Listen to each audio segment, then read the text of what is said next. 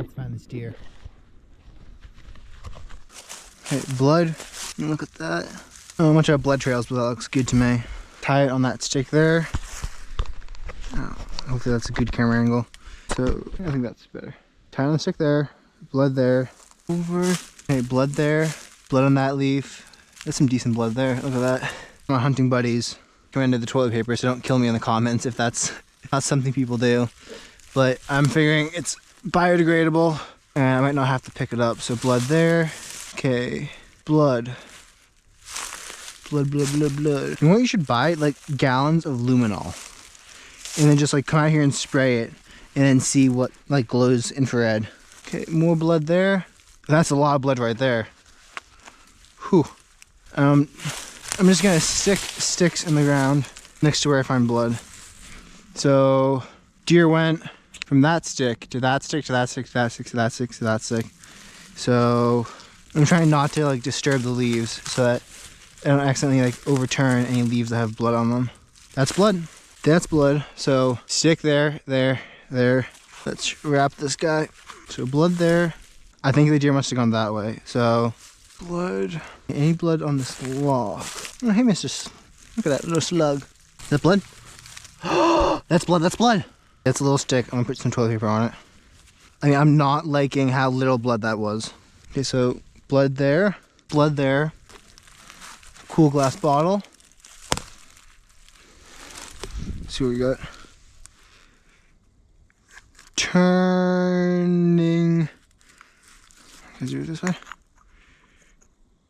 Tunig Clear Roll. Creamery. That's kind of cool. I'm going to leave that next to you, and I'll grab you in a little bit. So I'm going to pause this, and we'll come back.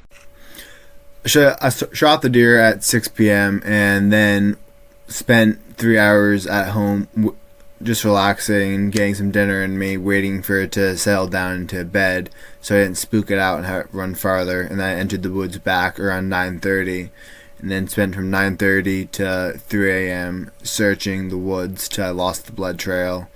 Went out the next morning, couldn't find the blood trail, proceeded to then contact a bunch of people with bloodhounds, and all of them said Mass doesn't allow people with dogs to recover deer, which is like the stupidest thing you could ever say, because it's like, literally, if you're worried about people using the dogs to hunt, it's a simple test. Are they going into the woods with the dog and a gun, or are they just going in with a dog? Because if it's a dog and a gun, you can make the argument that they're going in to hunt. If they're going in with just the dog, then they're going in for recovery.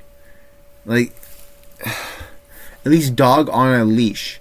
Dog on a leash without a gun, 100% recovery.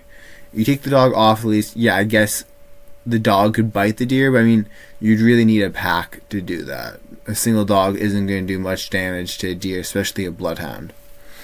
Anyways, besides Mass back-ass law system, and that makes no sense, and that would actually allow deer to go to waste, just to keep dogs out of the woods, I proceeded to look around, found a drone expert, drone deer recovery, contacted them, and then we got them out there. It is rainy and it is cold, but we're out here looking for the deer. I just called up the local police and asked for permission to set up our drone by this public structure without necessarily giving too much information to give away my hunting spots.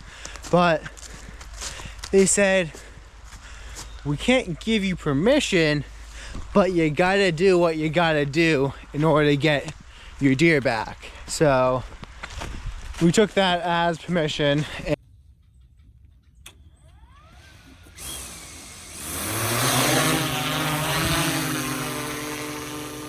The drone was super helpful. We were able to fly around in a search pattern. It showed us tons of deer, and we marked down the locations of ones to go see if that was the injured deer we had.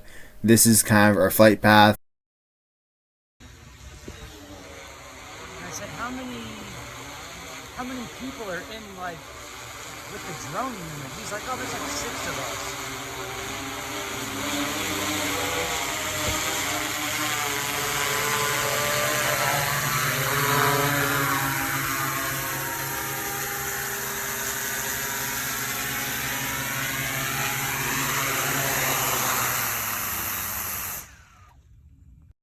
We just got done flying the drone and we have 4 spots that we geotagged and that I'm heading into the woods right now to check out of possible deer that were bedded and did not fly away from the drone. Granted, the drone was a couple hundred feet up, but it was still decently loud. And we're gonna go into the woods right now. At least I'm going into the woods right now to check these out. And I've currently done 2 of the spots so far. We got 1 more spot to check. So far we are 0 for 3. Well, I'm officially out of things to do. I hired a drone operator. I checked 4 GPS locations that we saw potentially injured bedded deer at. I waded through probably a cumulative mile of thorn bushes today and still can't find them. My only hope is that even though we had a good blood trail, even though we had a throw-hour with blood on it, that somehow he survived and isn't gonna die somewhere, and I'll be able to kill him in the next couple of weeks. When you're looking at this, how can it not be a good day? Look at that.